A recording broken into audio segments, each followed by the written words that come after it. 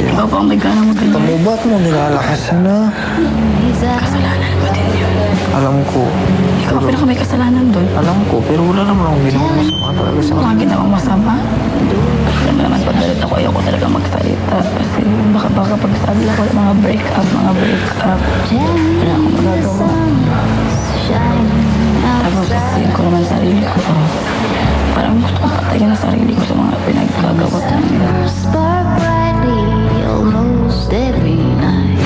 Pagkatapos ng workshop, nagkaroon muli ng pagkakataong pag-usapan ng dalawa ang nangyari sa interview. Ano nangyari doon sa interview mo? Ano mga pinakita? Ano pag-ano ka bukas ng zipper ko? Bukas na bukas? Kita yung brief? Yabang eh.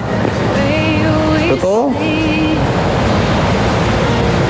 May mga bagay siguro nga na medyo binigyan ng laman. Kaya no, nagbulong lang ako.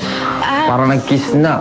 Tapos, yung sa zipper, nakalimutan ko lang na magsara ng zipper pag galing sa banyo. Akala binuksan nila yung zipper. Ano mo, ginakainis ko yung antanga mo. At ano pa? Bakit hindi ka nagagalit sa mga babae? Ba't kailangan akong magalit? Wow, tinatanong mo pa sa akin bakit kailangan kang magalit? Ba't kailangan ko pa sabihin na magalit ako? Bakit ka ginano ng mga babae? Fans ba yung ganon? Hindi ko lang... Huwag ka muna magsalita, ako muna pasalitain mo ha. Bastos yung mga ganun babaeng klaseng ganon. Kung love ka talaga nila, hindi ka nila gaganunin. Ay naku, i-pray na talaga na hindi kayo makita. Isampalin ko talaga sila. Hindi ba nila alam nakakasira sila ng buhay na may buhay? Ayoko mapagpapekto. Siyempre, di ba? Development talaga kita. Kaya ako nasasaktan ng ganito. Nahihirapan ako sa'yo dahil ikaw ang magdadala ng problema ko. Alam ko ako talaga. Nalungkot na naman ako dahil parang ayaw ko kasi nakikita si Isay na malungkot. Dahil parang apektuhan din ako pag nakita ko nalungkot tapos umiyak siya yun. Parang naano na naman ako, tagilip na naman ako sa ginawa ko. Kaya nga ayaw ko makasama ng mga babaeng ganyan. Pinipigil ako yung sarili ko. Uy, alam ko number 1, wala talaga tiwala sa akin na no. Oo? Kaya ng tatay mo, walang tiwala sa akin. Siyempre, kung wala akong tiwala sa'yo, bibalikan na kita. Bakit pa ako mag-waste ng time sa'yo? Ba't mo sinasabihin na ganyan? Sige.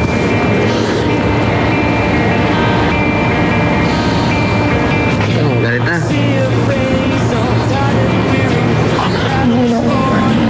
Tanga ito eh. Kala ko kasi tapos na, tapos yung meron na naman. Kaya, parang hindi niya naman ako pinansin. Lumalay sa akin.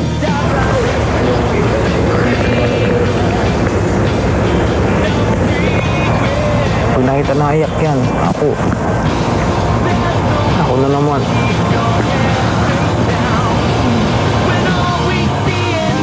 Parang pag ako, siguro parang mas makakayanan ko. Pero pag si Isay, parang ayoko siya nakikita na ako umiiyak kasi parang naapektuhan din ako. Parang ako yung nagsisi sa sarili ko dahil nagawa ko yung...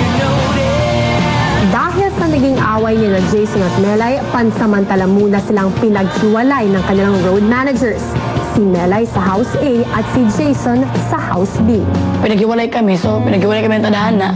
Sobrang layo talaga ng pinaghiwalayan namin. House B, tapos ako lang House A. Tara Jason, nagpalit ka na.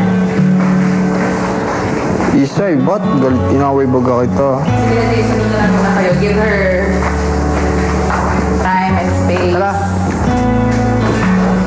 Baka gustong? Bakit gusto niyang hiwala-hiwalay pa ng bahay?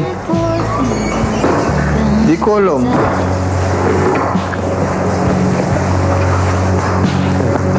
Telling to open the door to his house.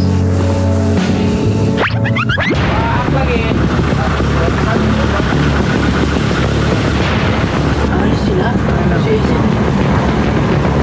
Ba't alis si Isay?